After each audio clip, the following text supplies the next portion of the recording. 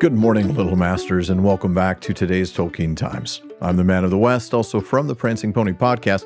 Join me as we continue this special week of the TTT, celebrating the holidays in Letters from Father Christmas. Now, for the first time, but not for the last time, 1930's Letter from Father Christmas begins before the holidays, this time on November 28th, as the children received this short note.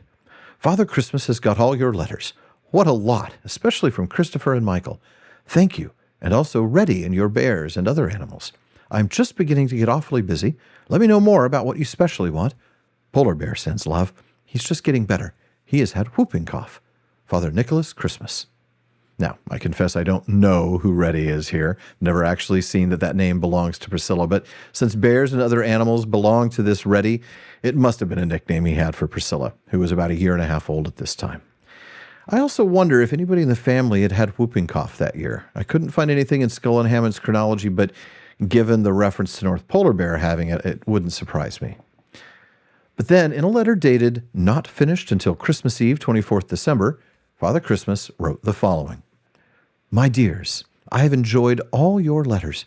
I'm dreadfully sorry there has been no time to answer them, and even now I have not time to finish my picture for you properly, or to send you a full long letter like I mean to. I hope you will like your stockings this year. I tried to find what you asked for, but the stores have been in rather a muddle. You see, the polar bear has been ill. He had whooping cough, first of all. I could not let him help with the packing and sorting, which begins in November, because it would be simply awful if any of my children caught polar whooping cough and barked like bears on Boxing Day. So I had to do everything myself in the preparations. Of course, Polar Bear has done his best.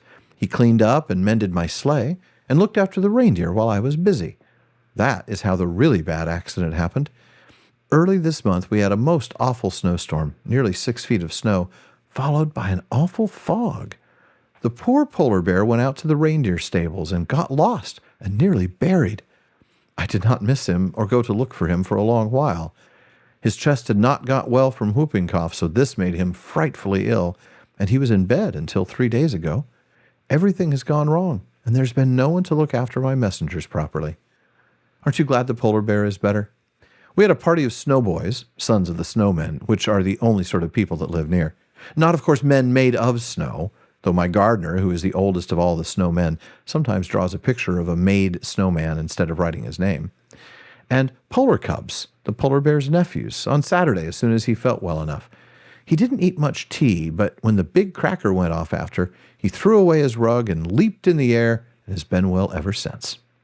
I've drawn you pictures of everything that happened. Polar Bear telling a story after all the tea things have been cleared away, me finding Polar Bear in the snow, and Polar Bear sitting with his feet in hot mustard and water to stop him shivering. It didn't, and he sneezed so terribly he blew 5 candles out. Still, he is all right now. I know because he has been at his tricks again, quarreling with the snowman, my gardener, and pushing him through the roof of his snow house, and packing lumps of ice instead of presents in naughty children's parcels. That might be a good idea, only he never told me, and some of them with ice were put in warm storerooms and melted all over good children's presents. Well, my dears, there is lots more I should like to say about my green brother and my father, old Grandfather Yule, and why we were both called Nicholas after the saint whose day is December 6th, who used to give secret presents, sometimes throwing purses of money through the window. But I must hurry away. I am late already, and I am afraid you may not get this note in time. Kisses to you all, Father Nicholas Christmas. P.S. Chris has no need to be frightened of me. It's almost sad when I see Father Christmas apologizing for not finishing my picture properly or sending a really long letter. I mean, after all, the letters are quite long, and the illustrations are stunning as always. But we know that Tolkien always sets a very high bar for himself. Now, we're reminded of North Polar Bear's bout with whooping cough, the one that he first mentioned in the earlier letter, and how that impacted the preparations for Christmas. Of course, what letter from Father Christmas would be complete without the usual NPB shenanigans? This time, the polar bear getting nearly buried in the snow and missing most of the holiday work.